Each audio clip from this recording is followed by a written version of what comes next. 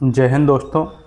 लक्ष्मीकांत की master class की श्रृंखला में हम लोग राष्ट्रपति की वीटो शक्तियाँ पढ़ रहे हैं और राष्ट्रपति की वीटो शक्तियों में आज हम पढ़ेंगे, थोड़ा अंतर देख लेते हैं, उसके बाद आगे चल के उनके अध्यादेश की शक्ति और अन्य शक्तियों के बारे में भी देख लेंगे। तो ये रहा अंतर कि राष्ट्रपति को वीटो शक्ति जो है उसका केंद्रीय विधायिका पर क्या असर होता है और राज्य की विधायिका पर क्या असर होता है। देखो, केंद्रीय विधायिका पर जो होता है वो सामान्यतः जैसे अनुच्छेद 111 के तहत जो स्वीकृति दी जा सकती है वो वाला केंद्रीय विधायिका पर, जबकि राज्य विधायिका पर जो असर होगा वो अनुच्छेद 200 और 201 के तहत होता है। ठीक है, तो केंद्रीय विधायिका सामान्य विधेयकों के संबंध में अगर हम तुलना करें, सामान्य विधेयकों के संबंध में तो स्वीकृति दे सकता है राष्ट्रपति, अस्वीकार भी कर सकता है, वापस भी कर सकता है। सेम सामान्य विधेयकों में इसमें भी स्वीकृति दे सकता है, अस्वीकार कर सकता है, वापस कर सकता है। ये है सामान्य विधेयकों के संबंध में राष्ट्रपति की वीटो शक्ति, चाहे केंद्रीय विधायिका हो चाहे राज्य विधायिका हो, स्वीकृति देगा। अब किन किन मामलों में वो स्वीकृति दे सकता है, जो मतलब राष्ट्रपति को लगता है कि स्वीकृति देना है तो ये तो अच्छा बात है, राष्ट्रपति को इसमें कुछ ऐसा है ही नहीं है, कुछ ऐसा कि स्वीकृति देने में कुछ दिक्कत हो। लेकिन अस्वीकार करने में एक समस्या है, अस्वीकार किससे कर सकता है। जहाँ तक केंद्रीय विधायिका के बिल की बात करेंगे तो उन विधेयकों को अस्वीकार कर सकता है जैसे जो आपका जैसे लोकसभा भंग हो गया हो, तब कोई बिल यदि राष्ट्रपति के पास आता है तो राष्ट्रपति उसे अस्वीकार कर सकता है। इस तरीके के जो हैं और वापस भी कर सकता है। ये कह के वापस कर सकता है कि जैसे पुनर्विचार के लिए भेज देगा, तो अगर केंद्रीय विधायिका वापस पुनर्विचार करके भेज देती है तो राष्ट्रपति को अपनी स्वीकृति देनी ही होगी। इस तरीके का ये मामला है। तो हम लोग ऐसा कर सकते हैं कि सामान्य विधेयकों के संबंध में थोड़ा डिटेल में पढ़ देते हैं कि सामान्य विधेयकों के संबंध में जो यूनियन लेजिस्लेचर है अर्थात केंद्रीय विधायिका की बात हो रही, तो राष्ट्रपति स्वीकृति दे सकता है और ऐसी स्वीकृति अनुच्छेद 111 के तहत देगा। राष्ट्रपति संसद से पारित किसी विधेयक पर असेंट देने या स्वीकार करने या उसे पुनर्विचार हेतु लौटाने की शक्ति रखता है। ये कहाँ लिखा है? अनुच्छेद 111 में। यह अनुच्छेद राष्ट्रपति को 3 स्तरीय वीटो देता है। स्वीकृति दे सकता है, स्वीकृति देगा तो इसमें कुछ वीटो नहीं है। एक एब्सोल्यूट वीटो है, एक सस्पेंसिव वीटो है, तीसरा जेबी वीटो है। ठीक है, तो स्वीकृति दे देगा तो विधेयक अधिनियम बन जाएगा, तो उसमें कुछ वीटो वाला बात ही नहीं है। ठीक है, लेकिन जब अस्वीकृति देता है तो उसे कहेंगे एब्सोल्यूट वीटो, मतलब राष्ट्रपति बिल को रोक देता है, वह अधिनियम नहीं बन पाता है। और किन बिल को अस्वीकार कर सकता है राष्ट्रपति? उन बिल को अस्वीकार कर सकता है जो एक तो किसी प्राइवेट सदस्य, मतलब कोई सांसद हो, सरकार के माध्यम से कोई विधेयक नहीं है, किसी सांसद के माध्यम से, तो उसे अस्वीकार कर सकता है एक। और दूसरा, जब आपकी मंत्रिपरिषद भंग हो जाए, मंत्रिपरिषद ने कोई बिल पारित कर दिया और स्वयं भंग हो गई होगी, अब मंत्रिपरिषद तो है नहीं है, तो राष्ट्रपति उस पर फिर उसे अस्वीकार कर सकता है। ठीक है, राष्ट्रपति बिल को रोक देता है, वह अधिनियम नहीं बन पाता। जैसे पेप्सू एप्रोप्रिएशन बिल 1954 का है। ठीक है, तो राष्ट्रपति ने इसे रोक दिया था। और जैसे वापस करना होता है सस्पेंसिव वीटो, इसमें राष्ट्रपति विधेयक पुनर्विचार हेतु संसद को लौटाता है। पूरा यदि संसद पुनः पारित करके भेज देती है तो राष्ट्रपति को उस पर अनुमति देना होगी, लेकिन ये नॉन बनी बिल, मतलब गैर धन विधेयक के लिए संभव है। धन विधेयक के लिए ऐसा नहीं कर सकता, वापस नहीं कर सकता। ठीक, धन विधेयक के लिए क्या कर सकता है वो हम आगे देख लेंगे। ठीक है, तो ये हो गया यूनियन लेजिस्लेचर सामान्य विधेयक। तो धन विधेयक को वापस नहीं किया जा सकता, ये अनुच्छेद 110 और 111 के तहत। ठीक है, चलिए क्वेश्चन करते हैं। President refusal to give assent to an ordinary bill is unconstitutional, मतलब president refusal to give assent to an ordinary bill is unconstitutional. राष्ट्रपति को एब्सोल्यूट वीटो का अधिकार है अनुच्छेद 111 के तहत। ठीक है, तो ये अनकॉन्स्टिट्यूशनल नहीं है या गैर संवैधानिक नहीं है। ठीक है, एब्सोल्यूट वीटो का अधिकार है राष्ट्रपति को। जैसे अब इसका क्या है, जैसे पोस्ट ऑफिस अमेंडमेंट बिल है 1986 के, तो राष्ट्रपति ज्ञानी जेल सिंह ने इसमें पॉकेट बेटी का प्रयोग किया। पेप्सू बिल है 1954 का, तो समाप्त हो चुकी सरकार का बिल था, मतलब जो सरकारी समाप्त हो चुकी उसका बिल था, तो राष्ट्रपति ने इसे अस्वीकृत कर दिया। इस प्रकार की बात है। तो राष्ट्रपति के पास यहाँ 3 वीटो शक्तियाँ हैं, एब्सोल्यूट, सस्पेंसिव और पॉकेट। यह प्रावधान संविधान के चेक और बैलेंस सिद्धांत के सबसे प्रत्यक्ष उदाहरण है। अगर कहें कि कोई कहे कि संविधान में हमारे चेक एंड बैलेंस कहाँ है, तो आप बता देना। जो राष्ट्रपति के पास 3 वीटो हैं, ये क्या है? चेक एंड बैलेंस का ही उदाहरण है। चलिए अब धन विधेयक पे आते हैं। यूनियन लेजिस्लेचर के धन विधेयक, हम राज्य विधायिका को बाद में देखेंगे, पहले यूनियन का देख लेते हैं, यानी संसद का। संसद के धन विधेयक को राष्ट्रपति स्वीकृति दे सकता है। अस्वीकार कर सकता है परंतु वापस नहीं कर सकता। तो चलिए ये कहाँ लिखा है, अनुच्छेद 110 और 111 को साथ में पढ़ना है, रीड टुगेदर करना है इसे। तो धन विधेयक केवल लोकसभा में प्रस्तुत किया जा सकता है और इसे वापस नहीं किया जा सकता। ठीक है, केवल लोकसभा में प्रस्तुत होगा और वापस भी नहीं होगा, धन विधेयक के लिए है। धन विधेयक केवल राष्ट्रपति की पूर्व सिफारिश पर ही प्रस्तुत किया जाएगा, अनुच्छेद 117 पढ़ लीजिए आप। राज्यसभा केवल सुझाव दे सकती है, बाध्यकारी नहीं है। राज्यसभा केवल सुझाव देती है, उसमें उसका कोई पावर नहीं है, उसकी सुझाव मानना न मानना लोकसभा के ऊपर है। राष्ट्रपति इसे रिजेक्ट कर सकता है पर रिटर्न नहीं कर सकता, ध्यान रखना, रिजेक्ट कर सकता है, रिटर्न नहीं कर सकता राष्ट्रपति। अब क्यों नहीं कर सकता, इसका लॉजिक क्या है, क्योंकि धन विधेयक सरकार के कॉन्फिडेंस से जुड़ा होता है, इसलिए संसद को दोबारा विचार हेतु लौटाने का कोई अर्थ नहीं रहता है। ठीक है, तो president can return a money bill for reconsideration, नहीं, वो धन विधेयक पर केवल असेंट या रिफ्यूजल ही दे सकता है, रिटर्न नहीं कर सकता। Money bill can be introduce in Rajya Sabha with president consent, नहीं भाई, केवल लोकसभा में इंट्रोड्यूस होगा। तो धन विधेयक पर राष्ट्रपति की भूमिका सीमित है, केवल असेंट या रिफ्यूजल, कोई सस्पेंसिव या पॉकेट वीटो इसमें नहीं है। इसमें होगा तो एब्सोल्यूट वीटो होगा या आप असेंट दीजिए। आप सोचो हम पॉकेट वीटो कर लें तो नहीं कर पाइएगा, और सस्पेंसिव कर पाएंगे कि पुनर्विचार के लिए भेज दो तो वो भी नहीं भेज पाइएगा आप। ठीक है, अब आते हैं संविधान संशोधन विधेयक पे। तो कॉन्स्टिट्यूशनल अमेंडमेंट बिल राष्ट्रपति कर सकता है, केवल स्वीकृति दे सकता है, इसमें ना स्वीकार कर सकता है। राष्ट्र संविधान संशोधन विधेयक में ना तो स्वीकार ही कर सकता है ना स्वीकार कर सकता है, केवल कोई वीटो ही नहीं है। संविधान संशोधन विधेयक के पद में राष्ट्रपति के पास कोई वीटो नहीं है। अनुच्छेद 368 स्पष्ट कहता है संविधान संशोधन प्रक्रिया केवल संसद की होती है, राष्ट्रपति यहाँ फॉर्मल फंक्शनरी है, उसका कोई मतलब नहीं है। ठीक है, 368 में ये बात है। अब ऐसा का है, इसकी फिलॉसफी का है, संविधान संशोधन एक कॉन्स्टिट्यूएंट पावर है, ना कि एक लेजिस्लेटिव पावर। ठीक है, ये संवैधानिक शक्ति है, कोई विधायी शक्ति नहीं है, इसलिए ध्यान रखना ये बात। राष्ट्रपति के पास वीटो शक्ति नहीं, केवल औपचारिक स्वीकृति का उनका कर्तव्य है, वो राज्य के प्रमुख होने के नाते। ठीक है, ये बात हो गई। चलिए क्वेश्चन करते हैं। President can withhold assent on constitutional amendment bill, तो ये गलत है। संविधान संशोधन विधेयक पर उसे अनिवार्य रूप से असेंट देना होता है, अनुच्छेद 368 के तहत। ठीक है, विदहोल्ड नहीं कर सकते। Constitutional amend bills require state legislature ratification in all cases, मतलब कॉन्स्टिट्यूशनल अमेंडमेंट बिल हैं जो हैं वो रिक्वायर होते हैं स्टेट लेजिस्लेचर की रेटिफिकेशन के इन ऑल केसेस, ये भी गलत है। केवल जब संघ राज्य संबंधों को प्रभावित करें तब 368(2) के तहत। सभी संविधान संशोधन विधेयक स्टेट लेजिस्लेचर के पास नहीं जाते, केवल वही जाएंगे जो किसको प्रभावित करें, संघ और राज्यों के संबंधों को। 368 का 2 पढ़ लेना आप।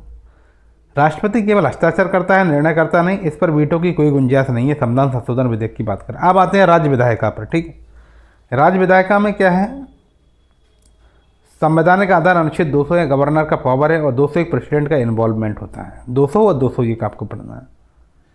सामान्य विधेयक में क्या करेगा, राष्ट्रपति स्वीकृति देगा, अस्वीकृति दे वापस कर सकता है, बिल्कुल यूनियन की तरह ही है। दिखा देते हैं आपको, देखिए ये यूनियन की तरह ही है, स्वीकृति देगा, अस्वीकृति देगा या वापस कर सकता है। ठीक है, सामान्य विधेयक। चलिए अनुच्छेद 200 और 201 को देख लेते हैं। जब राज्यपाल किसी विधेयक को राष्ट्रपति के विचार हेतु सुरक्षित रखता है तब राष्ट्रपति ऊपर बताए 3 विकल्पों को प्रयोग कर सकता है, मतलब स्वीकृति देगा, अस्वीकृति कर देगा, वापस करेगा। ठीक है, राज्यपाल किसी बिल को राष्ट्रपति के विचार हेतु भेज सकता है, विशेषतः जब वह संविधान केंद्र के हित से संबंधित हो। राष्ट्रपति उस पर एब्सोल्यूट वीटो, सस्पेंसिव वीटो या पॉकेट वीटो का प्रयोग कर सकता है। 3 वीटो का प्रयोग कर सकता है, एब्सोल्यूट का, सस्पेंसिव का या पॉकेट का। ठीक है, तो governor can give assent even if the bill is reserve for president consideration. बताइए, गवर्नर असेंट कर सकता है जब वो रिजर्व हो प्रेसिडेंट के कंसिडरेशन के, नहीं कर सकते। एक बार यदि राष्ट्रपति के लिए सुरक्षित रख दिया जाए तो निर्णय राष्ट्रपति का ही होगा, फिर गवर्नर कुछ नहीं कर सकता। ठीक है, ये बात है। राष्ट्रपति राज्य विधेयकों का क्या है, संवैधानिक रूप से फिल्टर करने का कार्य करता है। उसके पास वही 3 वीटो विकल्प हैं जो केंद्र के सामान्य विधेयक यूनियन लेजिस्लेचर के में। अब आते हैं धन विधेयक। राज्य का कोई धन विधेयक हो तो अगर वो राष्ट्रपति राज्य के धन विधेयक को राज्यपाल राष्ट्रपति के लिए आरक्षित कर दे अनुच्छेद 200 के तहत, तो राष्ट्रपति स्वीकृति देगा, अस्वीकृत करेगा, उसे वापस नहीं करेगा। इसके भी धन विधेयक को वापस नहीं कर सकते राष्ट्रपति खुद भी। ऐसा कहा है भाई, इसके लिए आप अनुच्छेद 200 और अनुच्छेद 110 को पढ़ लीजिए।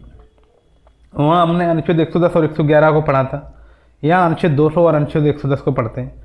धन विधेयक केवल विधानसभा में प्रस्तुत किया जा सकता है और उसे लौटाया नहीं जा सकता। ठीक है, जैसे केंद्र स्तर पर यहाँ भी फाइनेंशियल इनिशिएटिव केवल सरकार के पास होती है, अतः राष्ट्रपति इसे रिटर्न नहीं कर सकता, केवल असेंट या रिफ्यूजल दे सकता है, या तो अस्वीकार कर देगा या स्वीकार करेगा।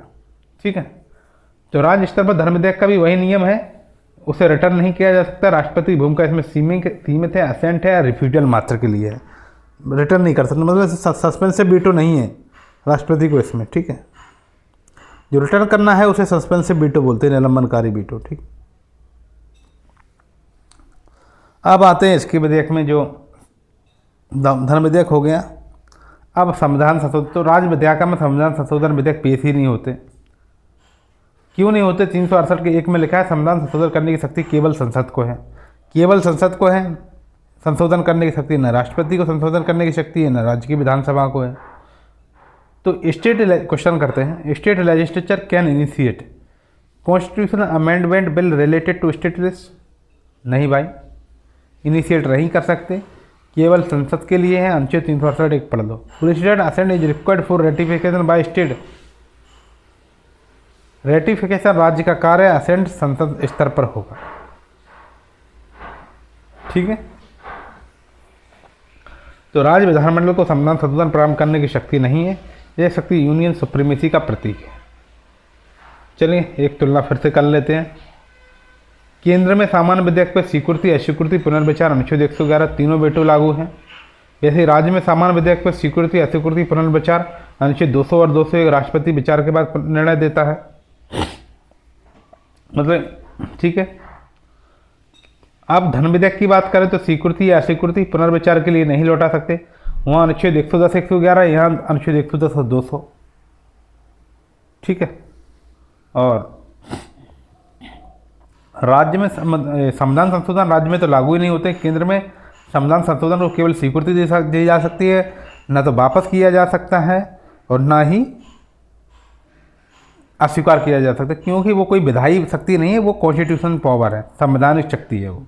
ठीक है, राष्ट्रपति की वीटो शक्ति न एग्जीक्यूटिव पावर है न लेजिस्लेटिव पावर है, यह एक कॉन्स्टिट्यूशनल मोरल पावर है जो संसद या राज्य की जल्दबाजी को रोकती है। यह प्रणाली भारत में संविधान की आत्मा के संरक्षक के रूप में कार्य करती है। राष्ट्रपति से संबंध में राष्ट्रपति विधेयक नहीं बनाता है, लेकिन यह सुनिश्चित करता है कि वह विधेयक संविधान को नष्ट ना करें। ठीक है, ये हो गया इतना बात। अब देखते हैं अब हमें क्या देखना है। चलिए अब हम लोग क्या करते हैं, अब वो देखेंगे जो राष्ट्रपति के अध्यादेश जारी करने की शक्ति के बारे में। तो कहाँ है राष्ट्रपति के अध्यादेश जारी करने की शक्ति? तो जो लगता है ना, राष्ट्रपति की जो अध्यादेश शक्ति है वो अनुच्छेद 123 के माध्यम से आती है। किसके माध्यम से? अनुच्छेद 123 के माध्यम से। ये देख लीजिए, राष्ट्रपति के अध्यादेश जारी करने की शक्ति। तो संविधान के अनुच्छेद 123 के तहत राष्ट्रपति को संसद के सत्रावसान की अवधि में अध्यादेश जारी करने की शक्ति प्रदान की गई। तो अनुच्छेद 123 में लिखा है, जब संसद का कोई सदन सत्र में नहीं है, कोई सदन सत्र में नहीं है और ऐसी स्थिति या परिस्थिति उत्पन्न हो जाती है जिसमें तत्काल कार्रवाई आवश्यक है, तो राष्ट्रपति महोदय अध्यादेश जारी करेंगे। यह अध्यादेश कैसा होता है? टेम्पररी लेजिस्लेटिव पावर है, अर्थात अस्थायी होता है, परमानेंट नहीं होता। ये कहाँ से आया? ये ब्रिटिश किंग ऑर्डिनेंस पावर से आया। मतलब ब्रिटिश किंग क्या करते थे, इसी तरह ऑर्डिनेंस करते थे। मतलब इसमें यह है कि ब्रिटिश किंग ऑर्डिनेंस पावर से प्रेरित नहीं है, बल्कि गवर्नमेंट ऑफ इंडिया एक्ट 1935 के सेक्शन 42 से लिया गया है। हम लोग कन्फ्यूज होते हैं कि जो ब्रिटिश किंग का जो ऑर्डिनेंस पावर है उससे प्रेरित है, ये उससे प्रेरित नहीं है, बल्कि भारत शासन अधिनियम 1935 के सेक्शन 42 से इसे लिया गया है। तो president can promulgate ordinance even when both houses are in session. तो ये गलत है, बोथ हाउस सेशन में होने की जरूरत नहीं है। संसद के दोनों सदन जब सत्रावसान पर हों तभी अनुच्छेद 123 की शक्ति का प्रयोग हो सकता है। तो इसमें टाइम लिमिट है, हमेशा 123 की शक्ति का प्रयोग नहीं हो सकता। तो 2020 में जो किसान संबंधी जो विधेयक आया था उसमें संसद के मानसून सत्र से ठीक पहले जारी किए गए थे वो, ठीक, फॉर्म लॉ ऑर्डिनेंसेस। तो राष्ट्रपति की यह शक्ति executive acting as legislature in emergency gap का उदाहरण है। मतलब एग्जीक्यूटिव को कार्य करना है जब लेजिस्लेचर के बीच उस समय गैप हो, उस टाइम की बात है। ठीक है, तो उम्मीद है आप समझ गए होंगे चीज़ें। वैसे अध्यादेश के बारे में तो बहुत कुछ जान ही रहे होंगे आप। इन अध्यादेश का प्रभाव जो है और शक्तियाँ जो हैं संसद द्वारा बनाए गए कानून की तरह होती हैं। मतलब संसद जो कानून बनाता है उसी की तरह इनके प्रभाव और शक्तियाँ होती हैं इन अध्यादेशों का। पर अंतर यह होता है कि इनकी जो प्रकृति होती है वो अल्पकालीन होती है, ये अल्पकालीन प्रकृति के होते हैं। अब इनका कानूनी प्रभाव, ये बात कहाँ पे लिखी है भाई? अनुच्छेद 123 का 2 का 1 पढ़िए। वहाँ लिखा है कि अध्यादेश संसद के अधिनियम के समान शक्ति और प्रभाव रखता है, मतलब संसद के अधिनियम के बराबर है। इसका स्वरूप अल्पकालिक होता है। अध्यादेश का अस्तित्व अधिकतम 6 सप्ताह तक रहता है संसद की पुनः बैठक। जब जैसे ही संसद बैठेगी, जैसे मान लो मानसून सत्र से पहले अध्यादेश पारित हुआ, जैसे ही मानसून सत्र की पहली बैठक हुई उसे 6 सप्ताह के अंतर्गत संसद के अनुमोदन की आवश्यकता हुई और संशोधन अनुमोदित नहीं करेगी तो ये हो जाएगा अमान्य। चलिए क्वेश्चन करते हैं एक, बताइए मुझे। Ordinance remains in force for 6 month, 6 month नहीं 6 वीक है। ठीक है, 6 महीना में बहुत चीज़ें हैं। अंतर्राज्यीय परिषद की बैठक जो होती है वो कितना होती है? साल में 3 बार का बताया था, 2 बार का, अब ये देख लेना, साल में 3 ही बार होता है ना अंतर्राज्यीय परिषद का बैठक। ये है। आप चलते हैं कि राष्ट्रपति के अध्यादेश जारी करने की सर्वाधिक महत्वपूर्ण विधायी शक्ति कौन सी है? इसमें आइए, राष्ट्रपति के अध्यादेश जारी करने की जो शक्ति है उसकी सर्वाधिक महत्वपूर्ण विधायी शक्ति हम लोग मानते हैं। ये क्यों भाई? संविधान सभा में जब केटी शाह ने इसका भारी विरोध किया था। केटी शाह जो पहले राष्ट्रपति चुनाव में डॉक्टर राजेंद्र प्रसाद के अपोजिट में लड़े थे और अच्छा खासा वोट भी लेके आए थे। हालांकि 16.66% वोट नहीं ले पाए तो उनकी भी जमानत जब्त हो गई होगी, लेकिन इनका वोट अच्छा था, 15% के आसपास वोट लाए थे। तो अंबेडकर साहब ने केटी शाह को जवाब देते हुए कहा, यह शक्ति केवल अप्रत्याशित आपात स्थिति के लिए, ना कि नियमित शासन हेतु। लेकिन केसी वादवा का केस है कि बिहार स्टेट में क्या हो रहा था, एक ही अध्यादेश लगातार 17 साल तक बार बार सरकार अध्यादेश लाती रही, उस पर कभी विधानसभा में चर्चा ही नहीं हुई। तो ये जो है इसके लिए ये जो फिर सुप्रीम कोर्ट ने कहा कि भाई 17 साल से आपके यहाँ कोई सत्र नहीं चला था क्या? जो 6 सप्ताह के अंदर संसद या संबंधित राज्य की विधानसभा की अनुमति आवश्यक है। ठीक है, 1917 में इंदिरा गांधी के काल में ऑर्डिनेंस लगातार जारी करने पर संसद की बाईपास क्रिटिसिज्म हुआ कि संसद को इंदिरा गांधी ने बाईपास कर दिया, वो सारा शासन ऑर्डिनेंस के माध्यम से ही चला रही। अध्यादेश निकाल देती थी, वो संसद की कोई जरूरत ही नहीं पड़ती थी। ठीक है, इतना आ गया समझ में। अब आगे चलते हैं। सर्वाधिक महत्वपूर्ण शक्ति है, ये तो ठीक हो गया। यह शक्ति उसे अप्रत्याशित तथा अविलंबनीय मामलों से निपटने हेतु दी गई। मतलब ऐसे हैं जिनके लिए हम विलंब नहीं कर सकते, उन मामलों से निपटने हेतु दी गई। परंतु इस शक्ति के प्रयोग में 4 सीमाएं बताई गई हैं। इस शक्ति के प्रयोग में 4 सीमाएं हैं। ठीक है, तो अप्रत्याशित और अविलंबनीय मामलों से निपटने हेतु दी गई। मतलब इसका उद्देश्य था टेंजिबल अर्जेंसी, टेंजिबल अर्जेंसी से निपटना। मतलब ये रूटीन लॉ मेकिंग के लिए नहीं था कि हम इसको रूटीन बना लें बिहार सरकार की तरह, ऐसा नहीं था। इसके लिए अर्जेंसी के टाइम पे इसे निपटना था। चलिए क्वेश्चन करते हैं। President can issue ordinance to avoid parliamentary debate? नहीं भाई, डिबेट को अवॉइड करने के लिए नहीं कर सकते, केवल तत्काल परिस्थितियों में, अर्थात नेसेसिटी सेटिस्फिकेशन होना जरूरी है। अध्यादेश जो है एक्स्ट्रा ऑर्डिनरी सिचुएशन टूल्स है, ना कि कोई एग्जीक्यूटिव का शॉर्टकट। ठीक है, परंतु इस शक्ति के प्रयोग में 4 सीमाएं। कितनी सीमाएं? 4 सीमाएं। तो पहली है कि वह अध्यादेश केवल तभी जारी कर सकता है जब संसद के दोनों अथवा दोनों में से किसी भी एक सदन का सत्र न चल रहा हो। मतलब राज्यसभा भी चल रही होगी तो अध्यादेश नहीं आएगा, और जब संसद के दोनों सदनों का सत्र चल रहा हो तो उस समय जारी किया गया अध्यादेश कैसा होगा? अमान्य होगा। ये अनुच्छेद के 123 के बन के ए में स्पष्ट रूप से कहता है कि जब संसद का कोई सदन सत्र में ना हो तभी।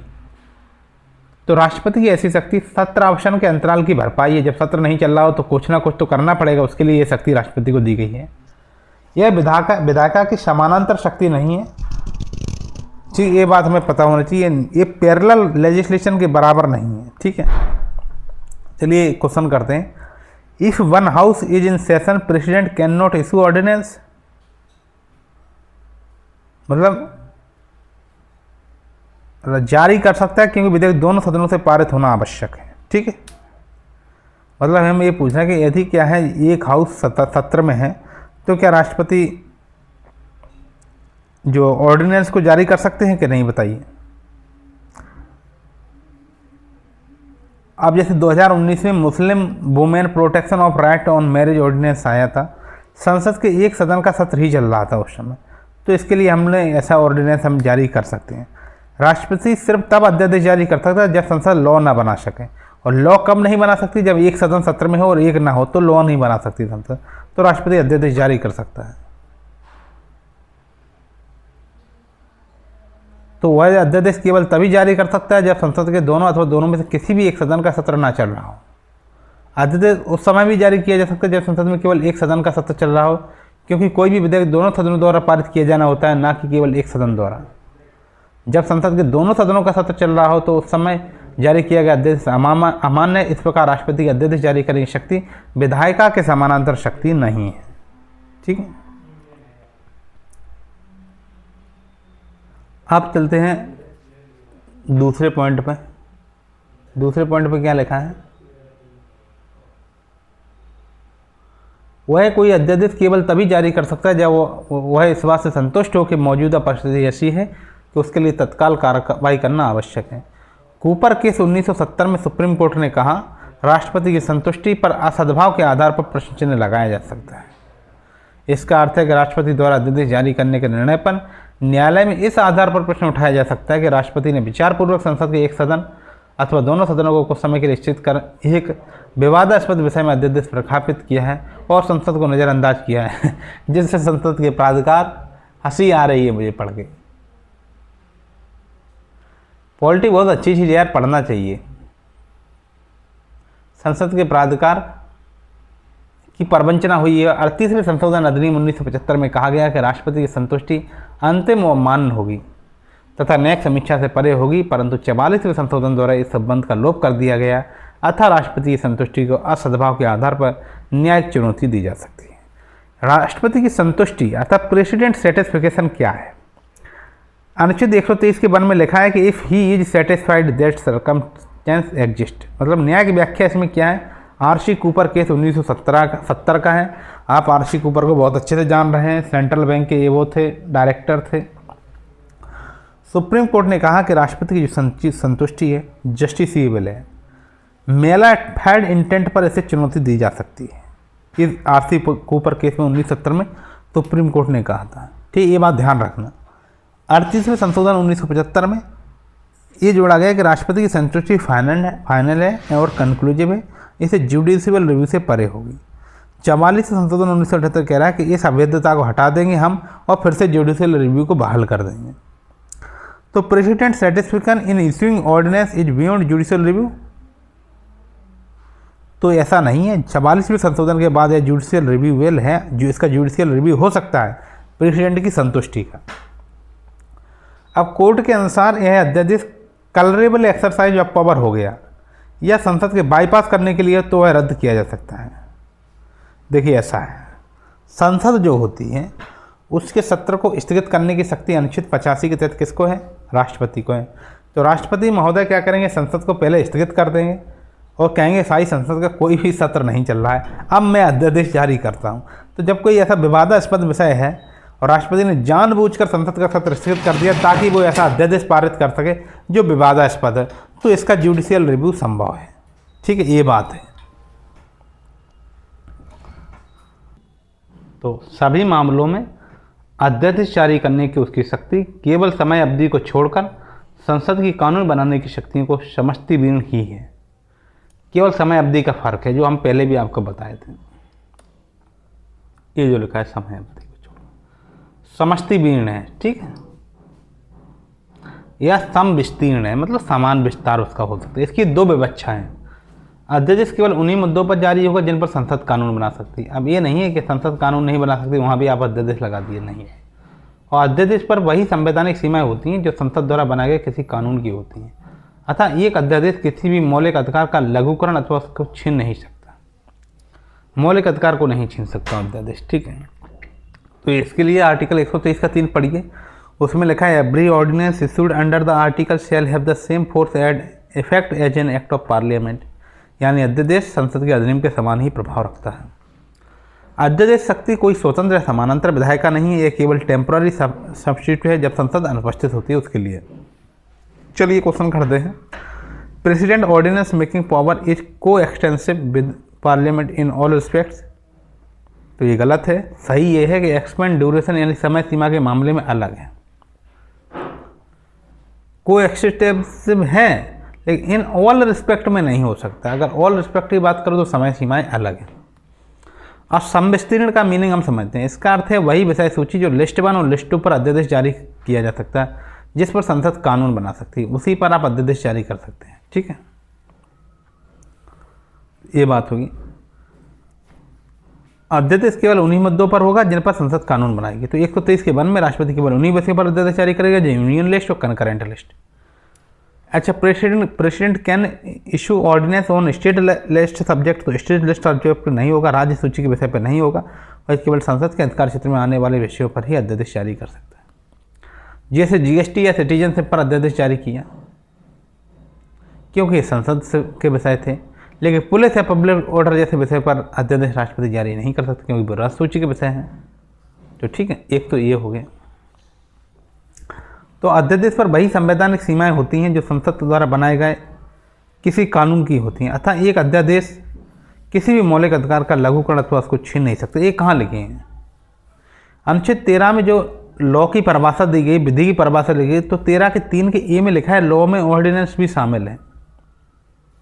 13 के 3 के ए में लिखा है, इसलिए फंडामेंटल राइट के विपरीत कोई अध्यादेश असंवैधानिक होगा, ठीक है। और अध्यादेश से संबंधित कोई जजमेंट की बात करें तो पहले भी आपको बताया है, RC Cooper union versus union of India 1970 का केस है जब बैंकों का राष्ट्रीयकरण हुआ था अध्यादेश के माध्यम से। ए के Roy versus union of India 1982, अध्यादेश भी लॉ के समान है, इसमें कोर्ट कह रहा है फंडामेंटल राइट्स का वो भी उल्लंघन नहीं कर सकता है, अध्यादेश भी फंडामेंटल राइट का उल्लंघन नहीं कर सकता है, ठीक है, क्योंकि वो लॉ के समान ही है। और ये लॉ की परिभाषा अनुच्छेद 13 के 3 में ए में लिखा है कि अध्यादेश भी संसद के बनाई गई विधि के समान ही प्रभावी है, उसी के अनुसार ये विधि माना जाता है। चलिए एक क्वेश्चन करते हैं। Ordinance issued under article 123 is not a law under article 13। जो ऑर्डिनेंस इशू हो रहा है अनुच्छेद 123 के तहत वो लॉ नहीं है अनुच्छेद 13 के तहत, वो अनुच्छेद 13 के तहत लॉ में है, 13 के 3 के ए में लिखा है कि वो लॉ है। तो अध्यादेश कानून अनुच्छेद 13 के तहत इसलिए वह अनुच्छेद 13 के तहत है, इसलिए वह न्यायिक समीक्षा योग्य है और फंडामेंटल राइट से ऊपर नहीं है। 13 के 3 के अंतर्गत जो 13 के अंतर्गत जो विधि की परिभाषा, उस विधि की परिभाषा में अध्यादेश है, इसलिए उसका क्या है, वो फंडामेंटल राइट से ऊपर नहीं है, उसकी न्यायिक समीक्षा की जा सकती है, ठीक है। अब 4 नंबर पे आते हैं। 4 नंबर, संसद के सत्रावसान की अवधि में जारी किए गए प्रत्येक अध्यादेश संसद की पुनः बैठक होने पर दोनों सदनों के समक्ष प्रस्तुत किया जाना चाहिए। मतलब यदि संसद के दोनों सदन उस अध्यादेश को पारित कर देते हैं तो कानून का रूप धारण कर लेता है। यदि इस पर संसद का कोई कार्रवाई नहीं करती तो दोबारा बैठक के 6 हफ्ते के पश्चात यह अध्यादेश समाप्त हो जाता है। यदि संसद के दोनों सदन इसका निरानुमोदन कर दें तो यह निर्धारित 6 सप्ताह की अवधि से पहले भी समाप्त हो जाता है। और यदि संसद के दोनों सदनों, इसमें लिखा को अलग अलग तिथि में पुनः बैठक के लिए बुलाया जाता है तो ये 6 सप्ताह वाली बैठक की तिथि से गिने जाएंगे। मतलब अलग अलग तिथि में दोनों सदनों को पुनः बैठक लिया जाएगा तो 6 सप्ताह कैसे गिनेंगे? बैठक की बाद वाली तिथि, सप्ताह मतलब बाद वाली बैठक की तिथि से गिने जाएंगे। इसका अर्थ है किसी अध्यादेश की अधिकतम अवधि 6 महीने, संसद की मंजूरी न मिलने की स्थिति में 6 हफ्तों की होती है। 6 महीने और संसद की मंजूरी न मिलने की स्थिति में 6 हफ्तों की होती है। संसद के 2 सत्रों के मध्य अधिकतम अवधि 6 महीने होती है। यदि कोई अध्यादेश सभा पटल पर रखने से पूर्व ही समाप्त हो जाता है तो इसके अंतर्गत किए गए कार्य अवैध प्रभावी रहेंगे। और राष्ट्रपति किसी भी समय अध्यादेश को वापस ले सकता है, हालांकि राष्ट्रपति का अध्यादेश जारी करने की शक्ति उसकी कार्य स्वतंत्रता का अंग नहीं है और किसी भी अध्यादेश को प्रधानमंत्री के नेतृत्व वाले मंत्रिमंडल की सलाह पर ही जारी करता है अथवा वापस लेता है। चलिए देख लेते हैं, इतनी सब बात है। तो अनुच्छेद के 123 के 2 के ए में पढ़िए तो वहाँ लिखा रहेगा, मिलेगा आपको, an ordinance shall be laid before both house of parliament. अध्यादेश जारी कैसे होगा? अध्यादेश जारी होगा, संसद के पुनः सत्र प्रारंभ होने पर उसे दोनों सदनों के सामने प्रस्तुत किया जाता है, संसद उसे अनुमोदित करेगी तो वो बन जाएगा कानून। ठीक है, ये तो प्रोसेस होगा। ड्यूरेशन क्या है? संसद के पुनः बैठक के 6 सप्ताह बाद तक अध्यादेश प्रभावी रहता है। जैसे मान लो 6 महीने में संसद का सत्र होना अनिवार्य है, तो 6 महीने बाद जब संसद का दूसरा सत्र होगा उसके 6 सप्ताह तक अध्यादेश जारी रहेगा। यदि संशोधन अनुमोदन न करे तो स्वतः समाप्त हो जाएगा। तो ordinance automatically left after 6 months, सही अवधि है 6 सप्ताह आफ्टर रिसेंबली ऑफ पार्लियामेंट। ठीक है, तो मैक्सिमम 6 महीने 6 सप्ताह तक ये रह सकता है। अध्यादेश लॉ लायक है लेकिन समयबद्ध 6 सप्ताह तक है। यदि संसद कुछ नहीं करे तो अध्यादेश समाप्त हो जाता है।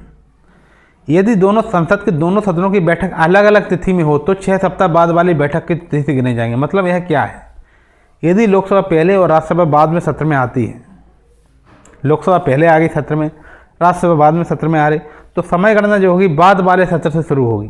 मान लो लोकसभा 1 महीना पहले हो गई, अब राज्यसभा 1 महीना बाद आ रही। आप कहोगे संसद की अनुमति नहीं ली। संसद की अनुमति तो तभी लेंगे जब सदन आएगा, तो सदन जब आएगा उसके 6 महीना बाद, 6 सप्ताह की बात करेंगे। तो 6 week period counted from the first assembly of any house, नहीं फर्स्ट असेंबली नहीं, यह बाद में पुनः बैठक करने वाले सदन में गिना जाता है, जो दूसरी जो बाद वाला सदन आता है। तो अध्यादेश की समाप्ति की गणना लेटर हाउस सिटिंग डेट से की जाती है, मतलब बाद का हाउस कब से सिटिंग हुआ है।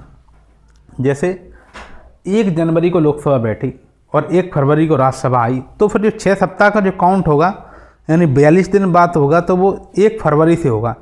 1 फरवरी से तुम्हारा जाएगा मार्च तक, तो ये 15 मार्च तक, इतना 15 मार्च के आसपास तक अध्यादेश वैलिड रहेगा, 6 सप्ताह हो जाएंगे। ठीक है, यदि कोई अध्यादेश सभा पटल पर रखने से पूर्व भी समाप्त हो जाता है तो इसके अंतर्गत किए गए कार्य वैध और प्रभावी होंगे।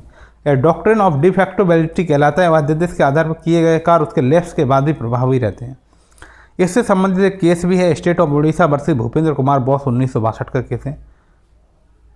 उसमें कोर्ट कह रहा है कि लैप्स ऑर्डिनेंस से पूर्व किए गए कार्य वैलिड रहते हैं। मतलब ऐसा होता है, जो अध्यादेश को भले ही हम समाप्त कर दें, वो लैप्स हो जाए, स्वतः समाप्त हो जाए, लेकिन उसने जो भी कार्य किए वो वैलिड रहेंगे। When ordinance lapse all action under it also lapse, नहीं भाई, एक्शंस लैप्स नहीं होते, उन कारणों की वैधता बनी रहेगी, जबकि अध्यादेश लैप्स हो जाएगा। अध्यादेश समाप्त हो सकता है लेकिन उसके अंतर्गत किए गए कार्य संविधान के तहत वैध बने रहते हैं। एक तो ये हो गया। अब दूसरा है कि राष्ट्रपति किसी भी समय किसी अध्यादेश को वापस ले सकता है। इसे निकालते हैं।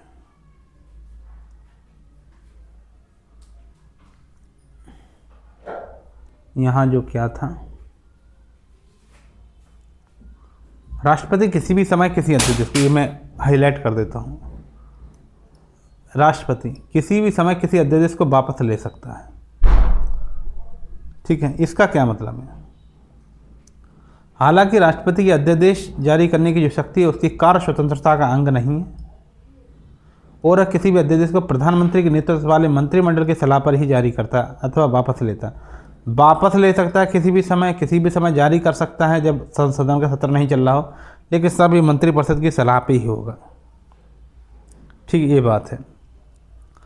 तो अनुच्छेद 123 के 2 के बी में लिखा है कि राष्ट्रपति को अध्यादेश को रिवोक करने की शक्ति है, वापस लेने की शक्ति है, परंतु ऐसी शक्ति स्वतंत्र नहीं है। ऐसी शक्ति अनुच्छेद 76 के तहत मंत्रिपरिषद की सलाह पर निर्भर है।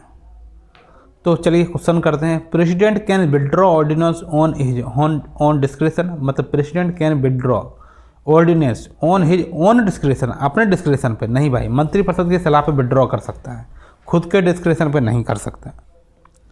तो अध्यादेश जारी करना और वापस लेना दोनों ही मंत्रिपरिषद के विवेक पर निर्भर है। ठीक है, एक विधेयक की भांति एक अध्यादेश भी पूर्ववर्ती हो सकता है, अर्थात इसे पिछली तिथि से प्रभावित किया जा सकता है। मतलब अध्यादेश क्या हो सकता है? पूर्ववर्ती हो सकता है, अर्थात पिछली तिथि से प्रभावी हो सकता है। अध्यादेश कैसा हो सकता है? पूर्ववर्ती हो सकता है और पिछली तिथि से प्रभावी हो सकता है। यह संसद के किसी भी कार्य या अन्य आदेश को संशोधित अथवा निरसित कर सकता है। ठीक है, तो मतलब ये है, एक अध्यादेश जो है वो रेट्रोस्पेक्टिव इफेक्ट की अनुमति देता है, पूर्वव्यापी प्रभाव से लागू हो सकता है जिस प्रकार संसद का कोई कानून लागू होता है। टैक्स कानूनों में अक्सर अध्यादेश की पिछली तिथि से ही लागू किया जाता है ताकि राजस्व की हानि न हो। ऑर्डिनेंस, चलो क्वेश्चन है ये, ordinance can not have retrospective effect. नहीं, बिल्कुल नहीं, यह विधेयक के समान रेट्रोस्पेक्टिव प्रभाव हो सकता है। मतलब सब कुछ विधेयक के समान है अगर समय सीमा को छोड़ दो तो। अध्यादेश विधेयक समान है, यह पिछली तिथि से भी प्रभावी किया जा सकता है। हालांकि संविधान संशोधन हेतु ऐसा अध्यादेश जारी नहीं किया जा सकता है। अच्छा, संविधान संशोधन के लिए हम लोग अध्यादेश जारी नहीं कर सकते, ये बात आप ध्यान रखिए। अब अध्यादेश संविधान में संशोधन थोड़ी कर देगा, कुछ तो चीज़ें क्या होती है कॉमन सेंस से भी हम लोगों को करना चाहिए।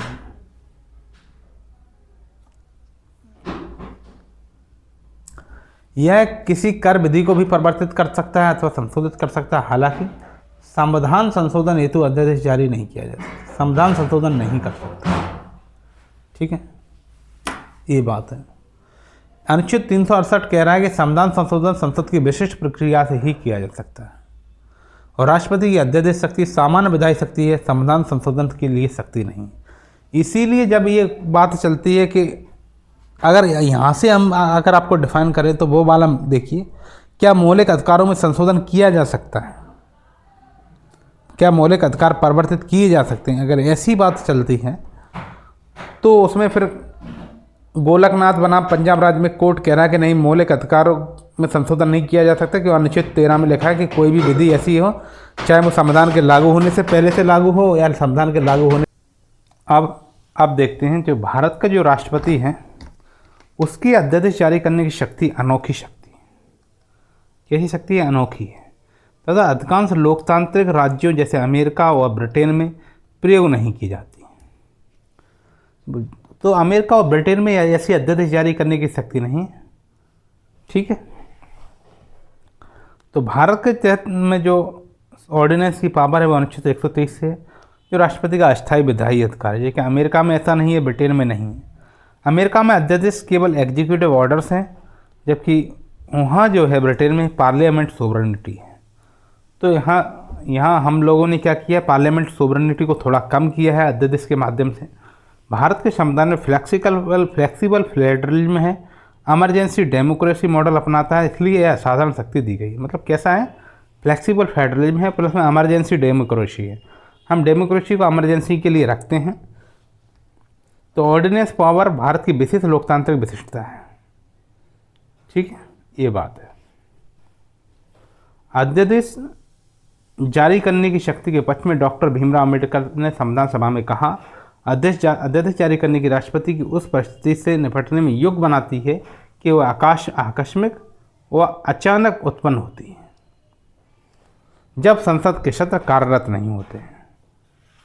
जब आपके संसद के सत्र कार्यरत नहीं कर रहे तो अध्यादेश की जो जारी करने की शक्ति राष्ट्रपति को मिलती है, और ऐसी परिस्थितियों से हम क्या कर सकते हैं, निपट सकते हैं। यहाँ पर स्पष्ट है कि राष्ट्रपति की अध्यादेश जारी करने की शक्ति अनुच्छेद 352 में वर्णित राष्ट्रीय आपातकाल से कोई संबंध नहीं है इसका। ठीक है, राष्ट्रपति युद्ध, बाह्य आक्रमण और सशस्त्र विद्रोह न होने की स्थिति में अध्यादेश जारी कर सकता है। तो राष्ट्रपति की अध्यादेश जारी की शक्ति का अनुच्छेद 352 वर्णित राष्ट्रीय आपातकाल से कोई संबंध नहीं। राष्ट्रपति युद्ध के आधार, बाह्य आक्रमण, सशस्त्र विद्रोह होने की स्थिति में अध्यादेश जारी कर सकता है। ठीक है, ये बात है। जैसे B.R. अम्बेडकर साहब ने जो कहा था, उसी की बात को अगर हम एक तरीके से कहें तो 1993 में 10 सिक्योरिटीज लॉज अमेंडमेंट ऑर्डिनेंस आया। मतलब प्रतिभूति से संबंधित यह आया था, जो शेयर बाजार में प्रतिभूति होती है। वहाँ अचानक उत्पन्न संकट से निपटने के लिए हमने 10 सिक्योरिटीज लॉ और अमेंडमेंट ऑर्डिनेंस पारित किया 1993 में। तो इससे स्पष्ट है कि हमने जो शक्ति है अध्यादेश की, वो विचार सुरक्षा आधारित शासन है, तो सिक्योरिटी बेस्ड गवर्नेंस मैकेनिज्म के रूप में रखा था। तो राष्ट्रपति अपनी इच्छा से कभी भी अध्यादेश जारी कर सकता है, ये सही नहीं है। सही ये है कि उसे कैबिनेट की सलाह अर्थात काउंसिल ऑफ मिनिस्टर पर कार्य करना होता है, अनुच्छेद 74 के तहत। अध्यादेश तभी जारी हो सकता है जब राष्ट्रीय आपातकाल लागू हो, तो ये भी सही नहीं है। संसद का सत्र ना हो तो आवश्यक शर्त है कि ना कि आपातकाल होना। आपातकाल से इसका कोई संबंध नहीं है। इसमें लिखा है 352 वर्णित राष्ट्रीय आपातकाल से कोई संबंध नहीं है। तो क्या अध्यादेश जारी करने की शक्ति न्यायिक समीक्षा से मुक्त है? तो नहीं भाई, DC वाधवा 1986 में सुप्रीम कोर्ट ने कहा कि जुडिशियल रिव्यू संभव है। ठीक है, तो अमेरिका में केवल कांग्रेस कानून बना सकती है, राष्ट्रपति के पास ऐसी शक्ति नहीं है। ब्रिटेन में कैबिनेट पार्लियामेंट को एडवाइस देता है, राजा कानून नहीं बना सकता। ठीक है, कैबिनेट क्या करता है? पार्लियामेंट को एडवाइस देगा। और भारत में क्या है? एग्जीक्यूटिव लेजिस्लेशन संभव है, मतलब जो कार्यपालिका है वो विधान बना सकती है, अध्यादेश बना सकती है। और इसे हम कब तक इफेक्टिव करते हैं? जब तक पार्लियामेंट का अप्रूवल नहीं मिल जाता तब तक। जबकि ब्रिटेन में क्या है? कैबिनेट क्या करेगी? पार्लियामेंट को एडवाइस देगी, तब पार्लियामेंट ऐसा कोई कानून बनाती है। तो अम्बेडकर ने यह शक्ति इमरजेंसी फ्लेक्सिबिलिटी के रूम में सोची थी, टेम्पररी पार्लियामेंट्री अकाउंटेबिलिटी बेस्ड और पब्लिक इमरजेंसी स्पेसिफिक। इसे किसी लेजिस्लेटिव शॉर्टकट के रूम में नहीं देखा गया। ठीक है, ये बात है। यहाँ पर यह स्पष्ट है कि राष्ट्रपति के जो अध्यादेश जारी करने की शक्ति का अनुच्छेद 352 में वर्णित राष्ट्रीय आपातकाल से कोई संबंध नहीं है। तो अनुच्छेद 352 है, नेशनल इमरजेंसी की बात करता है, वॉर एक्सटर्नल एग्रेशन की बात करता है, आर्म रेबेलियन की बात करता है। अनुच्छेद 130 ऑर्डिनेंस मेकिंग पावर की बात कर रहा है। तो दोनों से आपस में कोई संबंध नहीं है। दोनों का उद्देश्य और परिस्थितियाँ कैसी हैं? पूर्णतः अलग हैं। अध्यादेश जारी करने की शक्ति केवल आपातकाल में प्रयोग होती है? नहीं भाई, ऐसा नहीं है। सामान्य परिस्थितियों में जब संसद सत्र में ना हो, बस आपातकाल होने की कोई ज़रूरत नहीं। अच्छा बताओ, राष्ट्रीय आपातकाल लागू हो तो राष्ट्रपति अध्यादेश जारी नहीं कर सकते? बिल्कुल कर सकते हैं, लेकिन अध्यादेश का कारण अलग होता है। अध्यादेश की शक्ति अनुच्छेद 356 से जुड़ी है? नहीं भाई, अनुच्छेद 356 राज्य आपातकाल है, अध्यादेश अनुच्छेद 123 से जुड़ा है। ठीक है, अब है कि राष्ट्रपति युद्ध, बाह्य आक्रमण और सशस्त्र विद्रोह न होने की स्थिति में भी अध्यादेश जारी कर सकता है। तो ये अनुच्छेद 123 है। If at any time except when both house of parliament are in session, यही आधार है। इसका अर्थ है केवल सत्र न होने पर्याप्त अर्थ है, ना कि आपातकाल। ठीक है,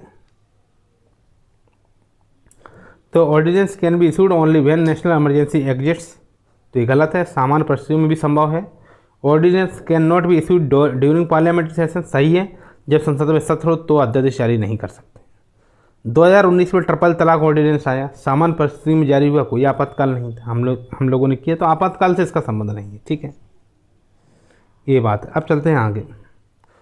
लोकसभा के नियम के अनुसार जब कोई विधेयक किसी अध्यादेश का स्थान लेने के लिए सदन में प्रस्तुत किया जाता है तो उस समय अध्यादेश जारी करने के कारण और परिस्थितियों को सदन के समक्ष प्रस्तुत किया जाना चाहिए। मतलब लोकसभा के नियम के अनुसार जब कोई विधेयक किसी अध्यादेश का स्थान लेने के लिए सदन में प्रस्तुत किया जाता है तो उस समय अध्यादेश जारी करने के कारण और परिस्थितियों को भी सदन के समक्ष प्रस्तुत किया जाना चाहिए। ठीक है, ये बात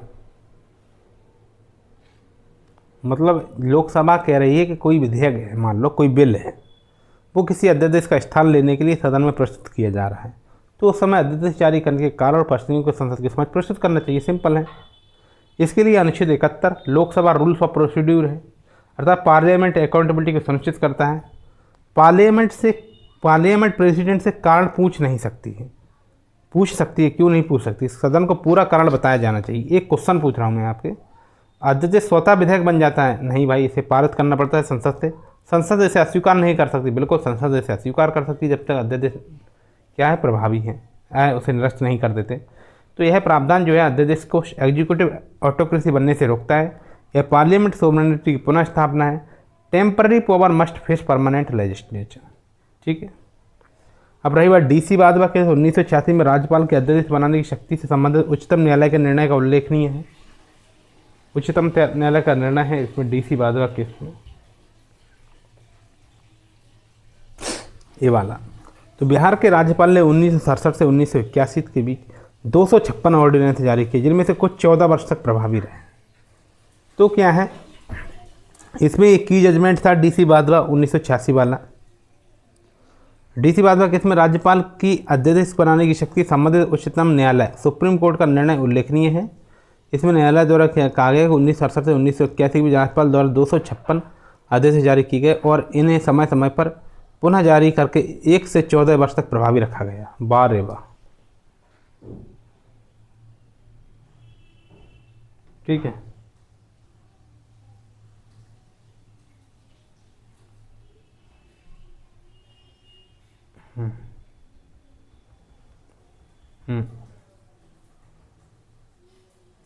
तो न्यायालय ने कहा कि अध्यादेशों की भाषा में परिवर्तन किए बिना विधानसभा द्वारा विधेयक पारित करने का प्रयास न करके अध्यादेशों का पुनः प्रयोग का, मतलब विधेयक तो पारित कर नहीं रहे, आप अध्यादेश को ही पुनः प्रकाशन कर रहे हैं, ये संविधान का उल्लंघन है।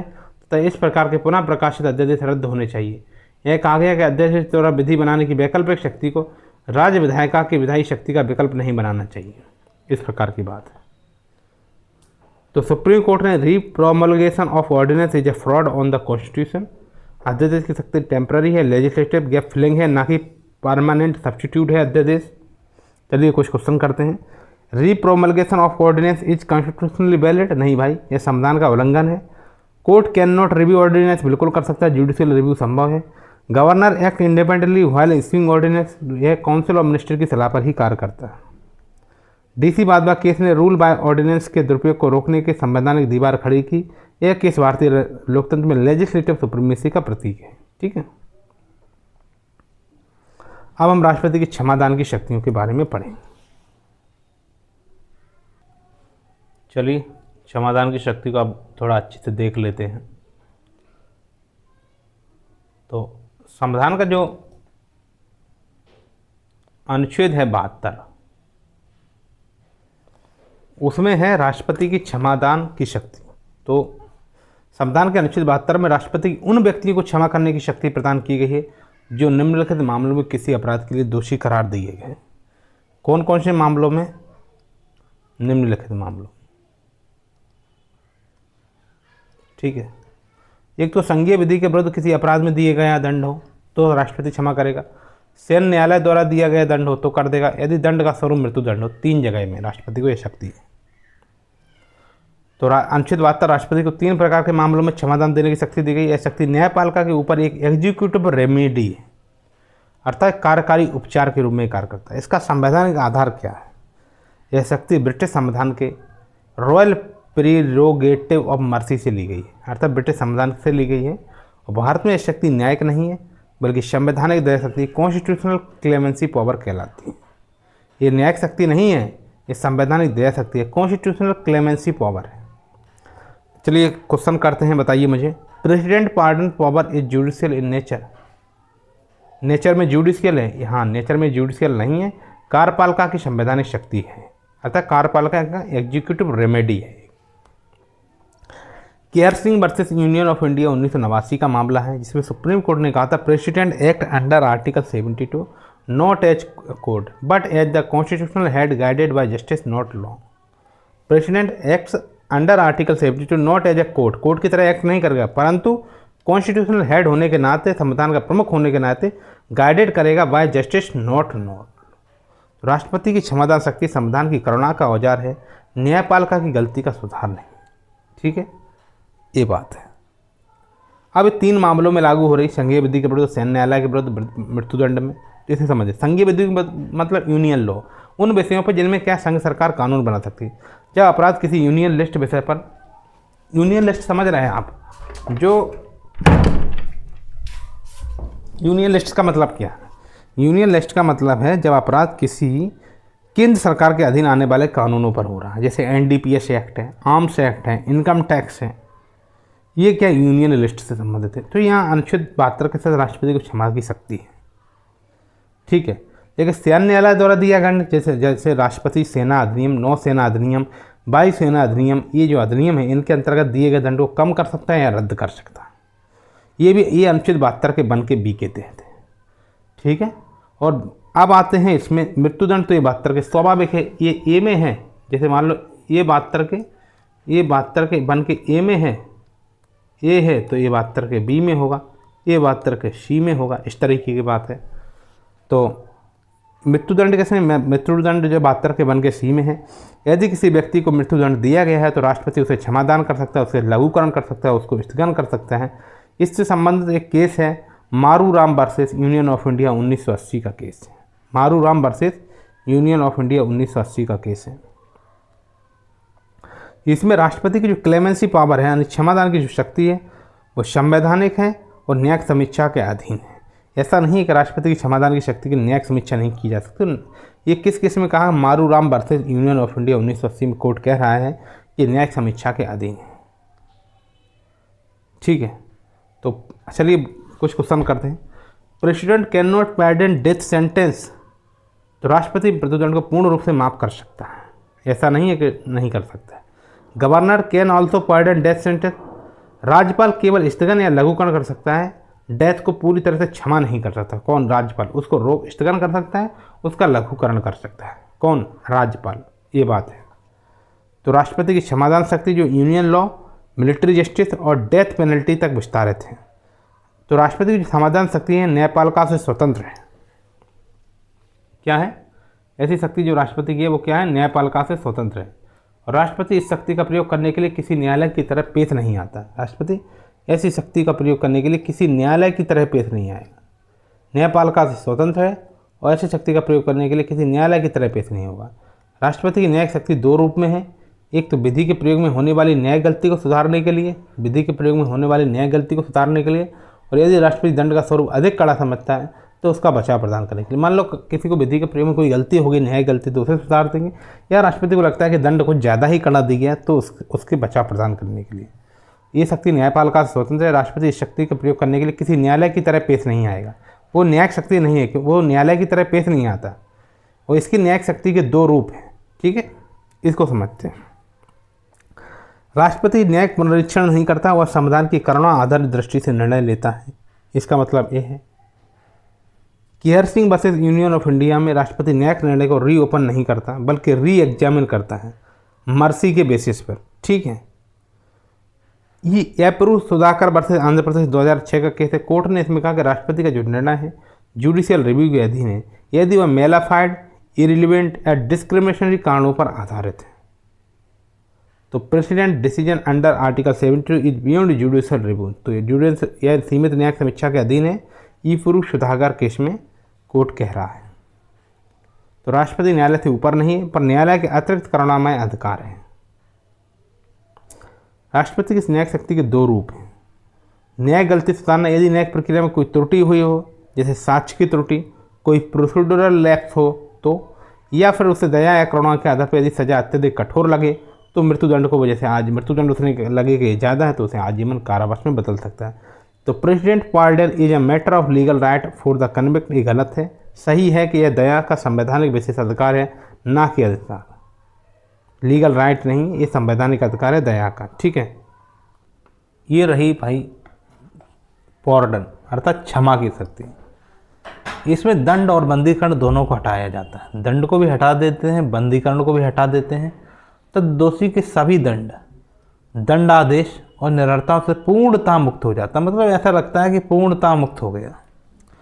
दोषी की सजा और उसका आपराधिक प्रभाव दोनों समाप्त हो जाएंगे। सजा भी समाप्त हो जाएगी, आपराधिक प्रभाव भी समाप्त हो जाएंगे। जैसे वह कभी अपराधी रहा ही नहीं, बिल्कुल ऐसे क्षमा कर दिया जाएगा। राष्ट्रपति द्वारा किसी मृत्युदंड प्राप्त व्यक्ति को पूर्ण क्षमा देना, वह व्यक्ति तुरंत रिहा और दाग मुक्त हो जाता है। तो pardon remove only punishment not conviction, punishment और कन्विक्शन दोनों को रिमूव कर देता है पार्डन। ठीक है, तो पार्डन मतलब पूर्ण मुक्ति है, अपराध का कानूनी अंत है। अब आते हैं लघुकरण अर्थात कम्यूटेशन। कम्यूटेशन का अर्थ है कि दंड के स्वरूप को बदलकर हम कम कर देते हैं। जैसे मृत्युदंड है, उसके लघुकरण करके कठोर कारावास में परिवर्तित करते हैं, और कठोर कारावास है तो साधारण कारावास में परिवर्तित करते हैं, अर्थात उसके दंड के स्वरूप को बदलकर कम कर दिया जाता है। तो ये हो जाएगा कम दंड, तो ये लघुकरण हो जाएगा। मृत्युदंड से आजीवन कारावास, कठोर कारावास से साधारण कारावास, इस तरीके की बात है, ये लघुकरण। Commutation means reducing sentence period, यह दंड का प्रकार बदलता है, अवधि नहीं बदलता। लघुकरण में क्या होता है, उसके रूप को छोटा रूप बदलता है, उसकी अवधि नहीं बदलती। ये बात ध्यान रखना, ये समय से रिलेटेड नहीं है। ठीक है, कम्यूटेशन दंड को क्या करता है, परिवर्तित करके नरम करता है। अब आते हैं रिमिशन। परिहार का मतलब होता है इसका अर्थ दंड की प्रकृति में परिवर्तन किए बिना उसकी अवधि कम करना है। मतलब दंड की हम प्रकृति में परिवर्तित नहीं करते, उसकी अवधि को क्या करते हैं, कम करते हैं। उदाहरण के लिए जैसे 2 वर्ष का कठोर कारावास है, 2 वर्ष का कठोर कारावास, उसे हम 1 वर्ष के कठोर कारावास में बदल दें तो क्या हो गया, उसकी अवधि को कम किया, ये रिमिशन है, जिसे परिहार बोलते हैं। तो 10 वर्ष की सज़ा है 5 वर्ष में बदल दी। रिमिशन अवधि घटाना है, दंड का प्रकार वही रहता है, ठीक है। अब आते हैं विराम पे। विराम मतलब रेस्पाइट। ये तो रिमिशन समझिएगा। रिमिशन को आप पता कैसे याद रखें? रिमिशन को याद करने के लिए आप ऐसे रखिए, जब आप मूवी देखने जाते हैं तो उसमें इंटरवल चालू होता है, इंटरमिशन चालू होता है। जब इंटरमिशन जैसे चालू होगा तो मूवी का समय कैसा हो जाता है? आधा हो जाता है, समय कम बचता है ना, तो समय कम होता है रिमिशन से, ठीक है। विराम, विराम से समझिए रेस्पाइट। इसका अर्थ है दोषी मतलब इसका अर्थ है किसी दोषी को मूल रूप में दी गई सजा को किन्हीं विशेष परिस्थितियों में कम करना। जैसे उसका मतलब विराम शारीरिक अपंगता है, महिला को गर्भावस्था की अवधि के कारण, ऐसी चीज़ को हम क्या कर सकते हैं? विशेष परिस्थितियों में कम करते हैं। किसी गर्भवती महिला है, वो उसे मृत्युदंड दे रहा है, लेकिन विशेष परिस्थिति है कि वो गर्भवती, इसलिए उसकी जगह हम आजीवन कारावास दे देंगे। तो रेस्पाइट जो है विशेष मानवीय परिस्थिति में दंड की नरमी है, विशेष मानवीय परिस्थितियाँ होती हैं वहाँ दंड की नरमी बरती जाती है, रेस्पाइट है अर्थात विराम। मतलब मूल रूप में दी गई सजा को विशेष परिस्थिति में कम कर रहे हैं। तो ये बिल्कुल उसकी तरह काम करेगा जो तुम्हारा इसकी तरह कम्यूटेशन की तरह, अर्थात लघुकरण की तरह। ये लघुकरण की तरह काम करेगा। ये लघुकरण में क्या कर रहे थे? आजीवन कारावास को साधारण कारावास में बदल रहे, ये कम्यूटेशन है। जब किसी महिला के साथ ऐसा कर रहे हैं, विशेष परिस्थितियों के कारण कर रहे हैं, तो फिर उसे हम बोलेंगे विराम, ठीक है, उसे हम विराम बोलेंगे अर्थात रेस्पाइट। तो ये बात है। फिर उसके बाद हम देखते हैं रिप्राइव। देखते हैं रिप्राइव कहाँ।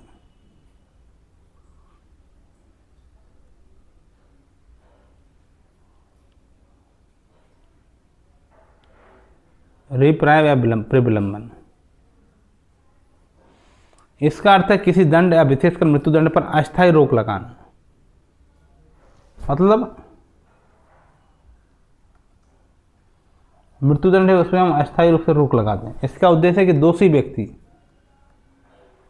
व्यक्ति का क्षमा याचना अथवा दंड के स्वरूप परिवर्तन करने की याचना के लिए समय देना, इस प्रकार की बात है प्रविलंबन, जिसे हम बोलते हैं रिप्राइव भी बोलते हैं, अर्थात स्थगन भी बोलते हैं। मतलब सजा का अस्थायी निलंबन, ताकि दोषी मर्सी पिटीशन दाखिल कर सके। किसी दंड पर अस्थायी, विशेषकर मृत्युदंड के लिए होता है प्रॉब्लम, अस्थायी रोक लगा देना ताकि दोषी व्यक्ति क्षमा याचना अथवा दंड के स्वरूप में परिवर्तन की याचना के लिए समय दे। मर जाएगा तो फिर क्या करेगा? इसे मरने से पहले हम क्या करें? उससे प्रविलंबन करते, स्थगन कर देते हैं कि भाई थोड़ा टाल दीजिए, सजा को अस्थायी रूप से टाल देते। सजा तो रहेगी, ठीक है, टाल दे रहे हैं, रिप्राइव कर दे रहे हैं। अब देखो राष्ट्रपति शायद कुछ कर दें या राज्यपाल कुछ कर दे, तो इस प्रकार की बात है, ठीक है। तो अब हम सोचते हैं कि अनुच्छेद 72 और अनुच्छेद 161 में क्या क्या अंतर है। अनुच्छेद 72 में राष्ट्रपति को शक्ति मिली है, यूनियन लॉ कोर्ट मार्शियल और डेथ पेनल्टी से संबंध है, उसको स्टेट लॉ से संबंधित है, ना तो कोर्ट मार्शियल है ना डेथ पेनल्टी है। इसमें क्या होता है? डेथ सेंटेंस को पूर्ण क्षमादान संभव है, राष्ट्रपति दे सकता है। राज्यपाल केवल स्थगन कर सकता है और लघुकरण कर सकता है, ठीक है। अर्थात सजा का रेस्पाइट कर देगा और कम्यूटेशन कर। कम्यूटेशन में क्या होता है? सजा की प्रकृति बदलेगी, प्रकृति को बदलेगी। और स्थगन में क्या होगा? सजा को अस्थायी निलंबन होगा ताकि दोषी मर्सी दाखिल कर सके। राज्यपाल मर्सी दाखिल करने के लिए ऐसा कर सकता है, स्थगन कर सकता है। और ज़्यादा से ज़्यादा क्या करेगा? जब बहुत ज़्यादा करेगा तो लघुकरण कर देगा। मिलिट्री केस में राष्ट्रपति कर सकता है, राज्यपाल नहीं कर सकता है। जुडिशियल रिव्यू राष्ट्रपति के लिए सीमित है, राज्यपाल के लिए भी सीमित है। सलाह मंत्रिपरिषद की सलाह पे करते हैं, ये राज्य की मंत्रिपरिषद की सलाह पे, मतलब स्वविवेक से नहीं होता, मंत्रिपरिषद की सलाह पे ही होता है। तो राष्ट्रपति की क्षमादान की शक्ति जो भारतीय न्याय प्रणाली में जो है मानवीय करुणा का प्रतीक है। यह कानून से नहीं अंतरात्मा से लिए जाने वाले निर्णय का बोध है। यह शक्ति संविधान को कठोर से अधिक दयालु बनाती है। तो पार्डन क्या है? क्षमा है, जो पूर्ण मुक्ति देता है। दंड व दोष दोनों समाप्त, उदाहरण मृत्युदंड को रद्द करते रहे। कम्यूटेशन क्या है? ये लघुकरण है, दंड का प्रकार बदलता है। मृत्युदंड आजीवन कारावास में बदले तो इसमें प्रकार बदलता है। और रीमिशन उसकी अवधि को घटाता है। 10 वर्ष से 5 वर्ष कर दिया तो समय कम हुआ, तो ये हुआ रीमिशन। समय कम होना रीमिशन है। रेस्पाइट मतलब विराम।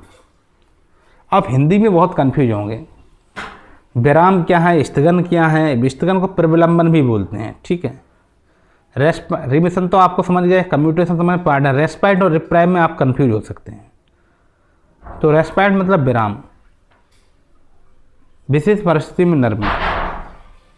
तो यही है, अगर रेस्पाइट और रिप्राइव को अंतर समझना है तो ऐसे समझिए, रेस्पाइट विराम है, रिप्राइव स्थगन है, प्रविलंबना है। तो रेस्पाइट को पी से याद रखिए, पी से मतलब किसी की पत्नी गर्भवती है। पाइट मतलब पत्नी, पत्नी गर्भवती है तो उसके मानवीय कारण से हम क्या कर सकते हैं, उसके मृत्युदंड को आजीवन कारावास में बदल सकते हैं, ठीक है। विशेष परिस्थिति में नरमी होती है, ठीक है।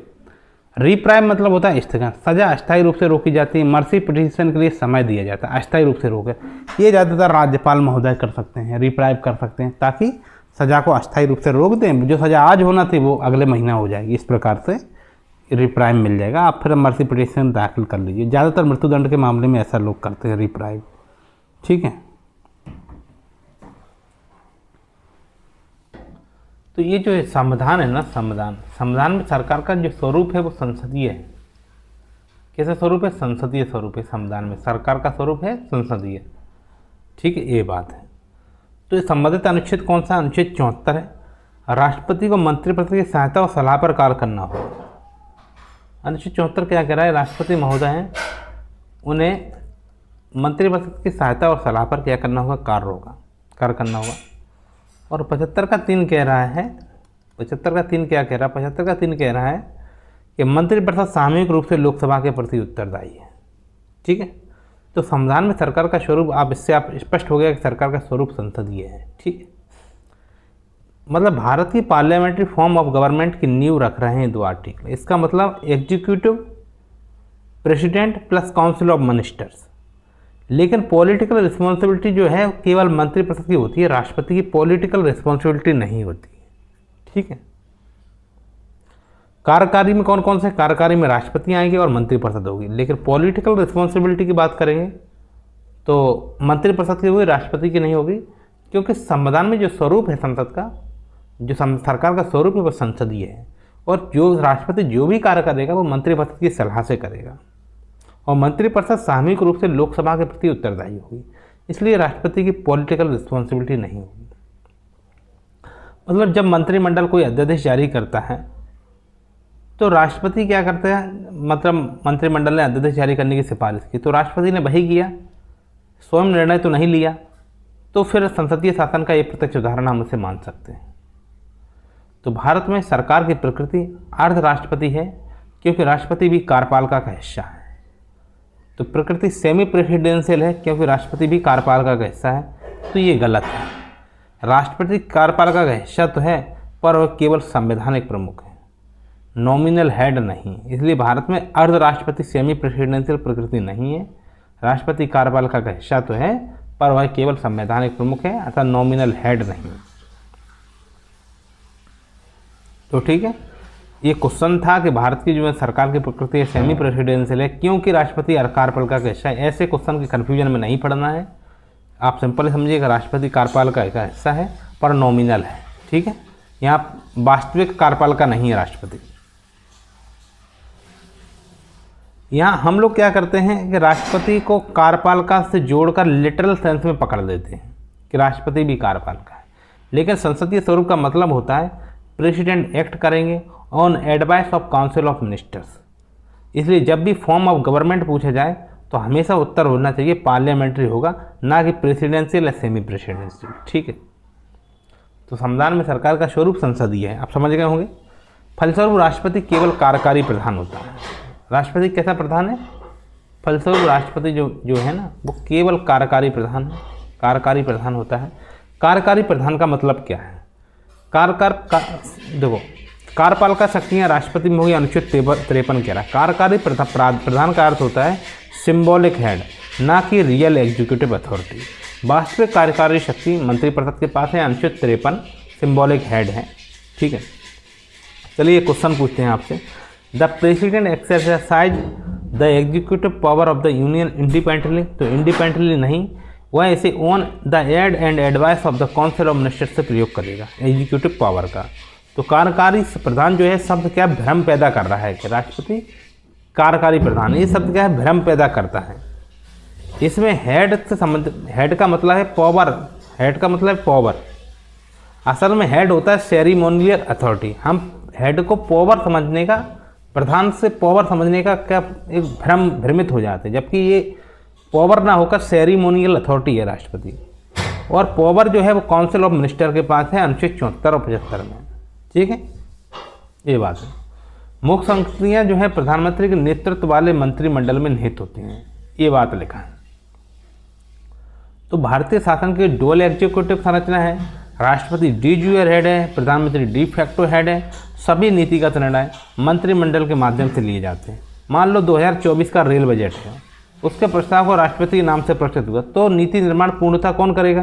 पूर्णतः मंत्रिमंडल द्वारा किया गया, भले ही उसको किसके नाम से पेश किया गया? राष्ट्रपति के नाम से। वास्तविक शक्तियाँ क्या हैं? मुख्य शक्तियाँ मंत्रिमंडल में होती हैं। तो प्रधानमंत्री राष्ट्रपति का अधीनस्थ है, ये बात गलत है।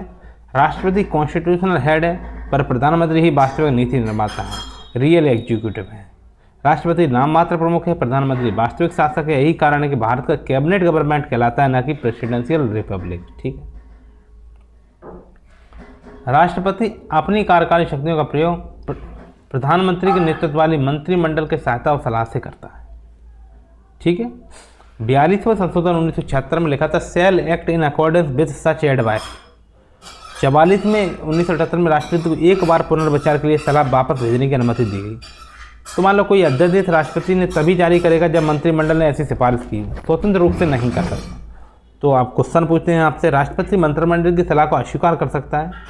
वह अस्वीकार नहीं कर सकता, केवल एक बार पुनर्विचार के लिए भेज सकता है, दोबारा आई सलाह माननी होगी। अस्वीकार उन परिस्थितियों में कर सकता है जब उसे वो वाला एब्सोल्यूट वीटो का प्रयोग करो। एब्सोल्यूट वीटो का प्रयोग दो परिस्थितियों में करते हैं, जब कोई जैसे मान लो प्राइवेट मेंबर ने बिल पास भेजा और वो पास हो गया हो, तो राष्ट्रपति उसे रोक सकता है प्राइवेट मेंबर के बिल को।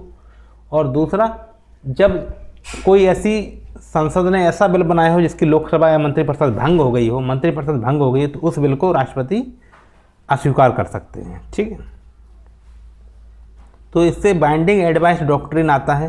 राष्ट्रपति के पास चेक है, वीटो है, लेकिन वो उनके पास एक लिमिट है। ठीक है, अब आते हैं भारतीय डॉक्टर बी.आर. अम्बेडकर ने राष्ट्रपति की वास्तविक स्थिति को निम्न प्रकार से बताया, और किस प्रकार से बताया हम देख लेते हैं। अब डॉक्टर बी.आर. अम्बेडकर बता रहे हैं तो हमें तो देखना ही होगा। भारतीय संविधान में भारतीय संघ के कार्यपालकों का एक प्रमुख होगा, जिसे संघ का राष्ट्रपति कहा जाएगा। भारतीय संविधान में भारतीय संघ के कार्यकलापों का एक प्रमुख होगा, जिसे संघ का राष्ट्रपति कहा जाएगा। कार्यपालक उपाधि अमेरिका के राष्ट्रपति की याद दिलाती है। नाम में समानता के अतिरिक्त अमेरिका में प्रचलित सरकार एवं भारतीय संविधान के तहत अपनाई गई सरकार में अन्य कोई समानता नहीं, केवल नाम में समानता है। इसके अलावा अमेरिका की सरकार और भारतीय संविधान के तहत अपनाई गई सरकार में कोई समानता नहीं। ये डॉक्टर बी.आर. अम्बेडकर कह रहे हैं। सरकार की अमेरिका व्यवस्था को राष्ट्रपति व्यवस्था कहा जाता है और भारतीय व्यवस्था को संसदीय व्यवस्था कहा जाता है। अमेरिका की राष्ट्रपति व्यवस्था में कार्यकारी और प्रशासनिक शक्तियाँ राष्ट्रपति में निहित हैं, और भारतीय संविधान के अंतर्गत राष्ट्रपति की स्थिति वही है जो ब्रिटिश संविधान के अंतर्गत राजा की स्थिति है। ठीक, ये वाली बात है। मतलब राजा की स्थिति है, जो ब्रिटिश संविधान के अंतर्गत राजा की स्थिति है, वह राष्ट्र का प्रमुख होता है पर कार्यकारी नहीं होता। वह राष्ट्र का प्रतिनिधित्व करता है, उस पर शासन नहीं करता। वह राष्ट्र का प्रतीक है, वह प्रशासन में औपचारिक रूप से सम्मिलित है अथवा एक मोहर के रूप में है, जिसके नाम पर राष्ट्र के निर्णय लिए जाते हैं। वह मंत्रिमंडल की सलाह पर निर्भर है और उसकी सलाह के विरुद्ध अथवा उनकी सलाह के बिना कुछ नहीं कर सकता है। अमेरिका का राष्ट्रपति किसी भी सचिव को किसी भी समय हटा सकता है। भारत के राष्ट्रपति के पास ऐसा करने की शक्ति नहीं है। जब तक कि उसके मंत्रियों का संसद में बहुमत हो, राष्ट्रपति की संवैधानिक स्थिति को समझने के लिए विशेष रूप से अनुच्छेद 53, 74 और 75 के प्रावधानों को संदर्भ लिया जा सकता है। ठीक है, ये बात है। तो थोड़ा आप और समझने का प्रयास करते हैं, इतना तो आप पढ़ लीजिए। अब हम आगे संदर्भ ले लेंगे। तो अंबेडकर साहब ने स्पष्ट किया है कि राष्ट्रपति जो है सिंबल ऑफ नेशन है, नॉट द रूलर। उनका कार्य कॉन्स्टिट्यूशनल फॉर्मेलिटी निभाना है, निर्णय लेना नहीं। इस Shamsher Singh versus state of Punjab 1974 के केस में सुप्रीम कोर्ट ने कहा कि राष्ट्रपति सभी कार्य मंत्रिपरिषद की सलाह पर करेंगे। यह निर्णय अंबेडकर के स्थान कथन की न्यायिक पुष्टि है। राष्ट्रपति राष्ट्र का प्रमुख है और प्रशासनिक शक्ति उसके पास है। नहीं भाई, प्रशासनिक शक्ति नहीं है, वह प्रतीकात्मक है, ना कि शक्ति का सूचक है। अंबेडकर के शब्द represents but does not rule को कई बार मतलब हमारे पेपरों में चीज़ें आती हैं। हम हमेशा ब्रिटिश पैरेलल के साथ ही जोड़ते हैं। जैसे किंग सेरेमोनियल हेड है, हमारा प्रेसिडेंट भी सेरेमोनियल हेड है। अंतर सिर्फ नाम में और निर्वाचन में है, ठीक है। अमेरिका की राष्ट्रपति व्यवस्था में कार्यकारी और प्रशासनिक शक्तियाँ राष्ट्रपति में निहित हैं। यूएस कॉन्स्टिट्यूशन में executive power shall be vested in the president. कोई मंत्रिपरिषद नहीं है, ना ही संसद के प्रति उत्तरदायित्व है वहाँ का राष्ट्रपति। और अमेरिका का राष्ट्रपति रियल एग्जीक्यूटिव है, जबकि भारत का राष्ट्रपति नॉमिनल है। इसलिए भारत की व्यवस्था पार्लियामेंट्री है, अमेरिका की प्रेसिडेंशियल है। तो ये बात हो गई। क्या भारत में भी राष्ट्रपति की तरह अमेरिका में प्रधानमंत्री होता है? अच्छा छोड़िए, ये देखते हैं, आगे वाले स्थान पर चलते हैं। तो राष्ट्रपति की संवैधानिक स्थिति को समझने के लिए विशेष रूप से अनुच्छेद 53, 74 और 75 के प्रावधानों को संदर्भ लिया गया। तो इसे थोड़ा देख लेते हैं। संघ की कार्यपालिका शक्ति राष्ट्रपति में निहित होगी और वह इसका प्रयोग इस संविधान के अनुसार स्वयं या अपने अधीनस्थ अधिकारियों के द्वारा करेगा। अनुच्छेद 53 कह रहा है। अनुच्छेद 53 में क्या लिखा है? संघ की कार्यपालिका शक्ति राष्ट्रपति में निहित होगी और वह इसका प्रयोग इस संविधान के अनुसार स्वयं या अपने अधीनस्थ अधिकारियों के द्वारा करेगा। राष्ट्रपति को सहायता तथा सलाह देने के लिए प्रधानमंत्री के नेतृत्व में एक मंत्रिपरिषद होगी। राष्ट्रपति को क्या करने के लिए? सहायता और सलाह देने के लिए प्रधानमंत्री के नेतृत्व में एक मंत्रिपरिषद होगी। वह संविधान के अनुसार अपने कार्यों और कर्तव्यों की उनकी सलाह पर निर्भर करेगा। अनुच्छेद 74। तो अनुच्छेद 74 में क्या लिखा है? राष्ट्रपति को सहायता तथा सलाह के लिए प्रधानमंत्री के नेतृत्व में एक मंत्रिपरिषद होगी और वह मतलब राष्ट्रपति संविधान के अनुसार अपने कार्यों और कर्तव्यों को उनकी सलाह पर निर्भर करेगा। किनकी सलाह पर? मंत्रिपरिषद की सलाह पर। यह अनुच्छेद 74 कह रहा है, ठीक है। अनुच्छेद 75 कह रहा है कि मंत्रिपरिषद लोकसभा के प्रति सामूहिक रूप से उत्तरदायी होगी। यह उपबंध जो है संसदीय व्यवस्था की नींव है। हमारे यहाँ डायरेक्ट संविधान में कहीं नहीं लिखा है कि संसदीय व्यवस्था होगी, लेकिन हमारे यहाँ ऐसे प्रावधान हैं जो ये स्थापित करते हैं कि संसदीय व्यवस्था है। 42वां संशोधन अधिनियम 1976 इंदिरा गांधी सरकार द्वारा लागू हुआ था। इसमें कहा गया कि राष्ट्रपति पर प्रधानमंत्री के नेतृत्व वाली मंत्रिपरिषद की सलाह बाध्यकारी है। और 44वें संशोधन अधिनियम 1978 जनता पार्टी सरकार द्वारा लागू होता है। इसमें कहा गया कि राष्ट्रपति को अधिकार है कि वह सामान्यतः अथवा अन्यथा रूप से मंत्रिमंडल को सलाह पर पुनर्विचार के लिए कह सकता है। हालांकि पुनर्विचार के बाद दी गई सलाह मानने के लिए वह बाध्य है।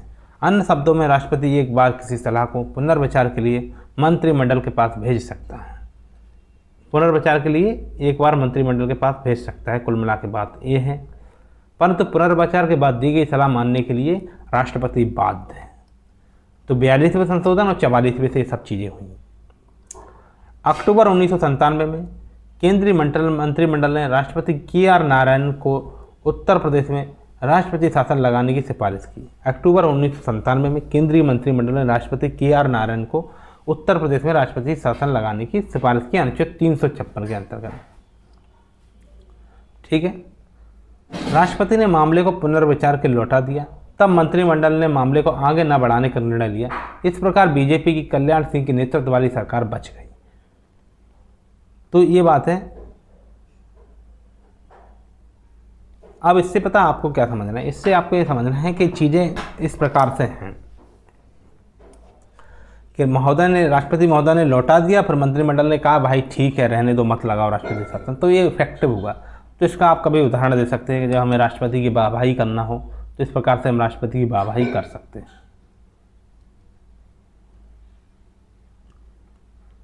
और देख लेते हैं। पुनः सितंबर 1998 में राष्ट्रपति KR नारायण ने बिहार में राष्ट्रपति शासन लगाने संबंधी सलाह को पुनर्विचार के लिए लौटा दिया। कुछ महीने पश्चात कैबिनेट ने पुनः वही सलाह दी केवल तभी फरवरी 1999 में बिहार में राष्ट्रपति शासन लगाया गया। ठीक है, तो उस समय ये बातें हो रही जब सरकारें स्थिर नहीं थी, जब सरकारें 13 महीना और 13 दिन में गिर रही थी, उस समय की बातें हैं। यद्यपि राष्ट्रपति के पास कोई संवैधानिक विवेक स्वतंत्रता नहीं है, परंतु उसके पास कुछ परिस्थितिगत विवेक या अन्य स्वतंत्रता है। संवैधानिक रूप से कोई विवेक स्वतंत्रता नहीं है, परंतु उसके पास कुछ परिस्थितिगत विवेक है, मतलब परिस्थितिगत विवेक जन स्वतंत्रता है। ऐसी परिस्थिति बन गई थी। उस समय क्या था, अस्थिर सरकारें थीं, सरकारों का ही पता नहीं था, कोई 6 महीने रह रही, कोई 4 महीने रह रही, तो राष्ट्रपति क्या है अपनी परिस्थिति के अनुसार निर्णय लेता था। राष्ट्रपति निम्नलिखित परिस्थिति में अपनी विवेक स्वतंत्रता का प्रयोग बिना मंत्रिमंडल की सलाह पर कर सकता है। नंबर 1 देख लेते हैं। लोकसभा में किसी भी दल के पास स्पष्ट बहुमत न होने पर अथवा जब प्रधानमंत्री की अचानक मृत्यु हो जाए तथा उसका कोई स्पष्ट उत्तराधिकारी न हो तो वह प्रधानमंत्री की नियुक्ति करता है। तो एक तो स्पष्ट बहुमत नहीं हो, और बहुमत हो तो कहीं मान लो प्रधानमंत्री की मृत्यु हो जाए किसी की, तो फिर और किसी का उसका उत्तराधिकारी क्लियर ना हो, तो राष्ट्रपति अपने विवेक से किसी को प्रधानमंत्री बना सकता है। वह मंत्रिमंडल को विकृत कर सकता है यदि वह सदन में विश्वास मत सिद्ध न कर सके। यदि मंत्रिमंडल विश्वास मत सिद्ध नहीं कर पाए तो राष्ट्रपति मंत्रिमंडल को विघटित कर देगा। अब मंत्रिमंडल स्वयं सलाह थोड़ी देगी कि हमें विघटित कर दो, तो राष्ट्रपति अपने विवेक से ये बात करेगा। वह लोकसभा को विघटित कर सकता है यदि मंत्रिमंडल ने अपने बहुमत खो दिया हो। वह सदन में विश्वास में सिद्ध न कर सके, कौन मंत्रिमंडल को विघटित कर देगा। यदि मंत्रिमंडल ने विश्वास खो दिया हो, अब कोई सरकार बनाने की स्थिति में ना हो, तो वो लोकसभा को भी विघटित कर सकता है। लोकसभा को विघटित कर सकता है अनुच्छेद 85 के तहत। क्यों कर सकते हैं, क्योंकि अब कोई सरकार ही नहीं बनाएगा तो ऐसी लोकसभा का क्या करेंगे, फिर से चुनाव होगा तो किसी की सरकार बनेगी, ये वाली बात है। अब राष्ट्रपति संबंधित अनुच्छेद एक नज़र में हम देखते हैं। अनुच्छेद 52 में भारत के राष्ट्रपति की बात है। अनुच्छेद 53 में संघ की कार्यपालिका शक्ति की बात है। अनुच्छेद 54 राष्ट्रपति के चुनाव की बात करता है, और अनुच्छेद 55 राष्ट्रपति के चुनाव के तरीके की बात करता है। 56 में राष्ट्रपति का कार्यकाल है। 57 में पुनः चुनाव के लिए अर्हता है। 58 में राष्ट्रपति चुने जाने के लिए योग्यता है। क्या क्या योग्यता होना चाहिए, 35 वर्ष होना चाहिए, लोकसभा में निर्वाचन के लिए योग्यता होना चाहिए, और क्या है, भारत का नागरिक होना चाहिए, लाभ के पद पर नहीं होना चाहिए, ये योग्यता है। अनुच्छेद 59 है राष्ट्रपति कार्यालय दशाएं बताता है। अनुच्छेद 59 राष्ट्रपति की कार्यालय दशाएं। अनुच्छेद 60 जो है राष्ट्रपति द्वारा शपथ ग्रहण की बात करता है। अनुच्छेद 61 जो है राष्ट्रपति पर महाभियोग की प्रक्रिया की बात करता है। अनुच्छेद 62 जो है राष्ट्रपति पद की रिक्ति की पूर्ति के लिए चुनाव करने के समय की बात करता है। राष्ट्रपति पद का रिक्ति हो जाए तो चुनाव करो। और राष्ट्रपति संबंधी अनुच्छेद 65 है, जब उपराष्ट्रपति राष्ट्रपति के रूप में कार्य करेगा, 65 है। और 62 में राष्ट्रपति पद की रिक्ति हो जाए तो चुनाव कराने का समय की बात करता है। अनुच्छेद 71 जो है राष्ट्रपति के चुनाव से संबंधित मामलों की बात करता है। अनुच्छेद 71 राष्ट्रपति के चुनाव से संबंधित मामले की बात करेगा।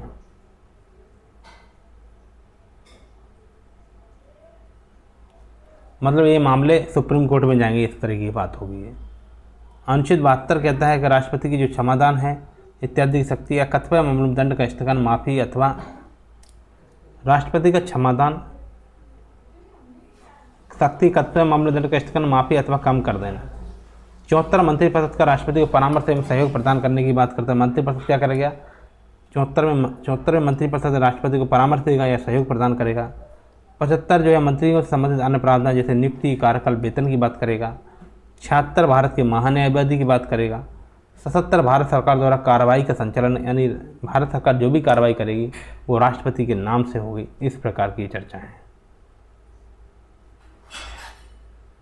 और अनुच्छेद हैं। अनुच्छेद 78 राष्ट्रपति को सूचना प्रदान करने से संबंधित प्रधानमंत्री के दायित्व हैं। प्रधानमंत्री एक सेतु की तरह कार्य करता है। सूचना की बात करें तो 78 के तहत। 85 में सदन के सत्रावसर तथा लोकसभा भंग करने की बात 85 में है। अनुच्छेद 111 में संसद द्वारा पारित विधेयकों पर सहमति प्रदान करने से संबंधित है। ये संसद विधेयकों पर तो 3 प्रकार की सहमति, स्वीकार कर सकता है, अस्वीकार कर सकता है, वापस भेज सकता है। लेकिन वो वाला वीटो नहीं है जो अमेरिका के राष्ट्रपति के पास विशेष अधिकार वीटो है। उससे संसद बहुमत से समाप्त कर सकती है, पर वो हमारे यहाँ नहीं है। अनुच्छेद 112 संघीय बजट की बात करता है, वार्षिक वित्तीय विवरण की बात करेगा। अनुच्छेद 123 राष्ट्रपति को अध्यादेश जारी करने की शक्ति बताता है। अनुच्छेद 143 राष्ट्रपति की सर्वोच्च न्यायालय में सलाह लेने की शक्ति बताता है। ये बात हो गई राष्ट्रपति संबंधी। अब राष्ट्रपति के चुनाव 2022 निर्वाचित विधायिका और सांसदों के मतों के मूल्य की बात कही गई। ये जो है कि कैसे कहाँ से मतलब विधानसभा की सीटों की संख्या कितनी थी, 1971 की जनगणना का प्रयोग करके हम लोग किया है। तो इसमें यही देख लो, सबसे ज़्यादा उत्तर प्रदेश का था, ये बात देख लो। और सबसे कम सीटें कहाँ की हैं, गौ की तो 40 हैं, गौ से भी कम होंगी सिक्किम की, देख लेना 32 सिक्किम की हैं। तो सबसे कम सीटें सिक्किम की थी, सबसे ज़्यादा उत्तर प्रदेश की थी। तो यही बात है। और ये जानकारी कहाँ से आई, भारत सरकार के निर्वाचन आयोग की वेबसाइट पे इन लोगों को मिली है, लक्ष्मीकांत को। तो राष्ट्रपति का ये टॉपिक ये समाप्त हुआ। मतलब कैसे होता है ये देख लेते हैं, कैसे कैसे हुआ है। इसमें क्या हुआ, संसद सदस्यों के प्रत्येक मत का मूल्य, कुल सदस्य लोकसभा में 543, राज्यसभा के 233 जुड़ के हुए 776। प्रत्येक मत का मूल्य था 5,43,231। इसमें 776 का भाग दिया तो, और मतलब एक तो ये 700 निकला। अब 700 में 776 का गुणा कर देंगे, 700 में 776 का गुणा कर देंगे तो फिर इस सांसदों के कुल सांसदों का मत निकल आएगा 5,43,231। ठीक है, ये इनका 5,43,200 है और उनका विधायकों का था 5,43,000। ये वाला जो विधायकों का मैं दिखा दे रहा हूँ, ये जो मैं अभी हाईलाइट करता हूँ, ये विधायकों का मत है। 4,033 टोटल विधायक थे जिनका मत था कितना, ये टोटल मत इस तरीके से जोड़े गए थे। ठीक है, 5,43,200 के आसपास थे। तो राष्ट्रपति चुनाव के लिए कुल मतदाता विधायक इतने हैं, तो 4,809। राष्ट्रपति चुनाव के लिए 4,809 मतदाताओं के वोटों का कुल मूल्य 2022 में इतना निकला था, 5,43,230 प्लस 5,43,200। जो 5,43,200 है ये किसका है, ये है इनका। 1,000 का भाग देते हैं ना, इसमें भाग दे दो 1,000 का, तो 5,43,200 निकलेगा। ठीक है, तो ये विधायक का था, 5,43,231 सांसद का है, तो 10,86,431 टोटल वोटिंग हुई थी। ये बात हो गई।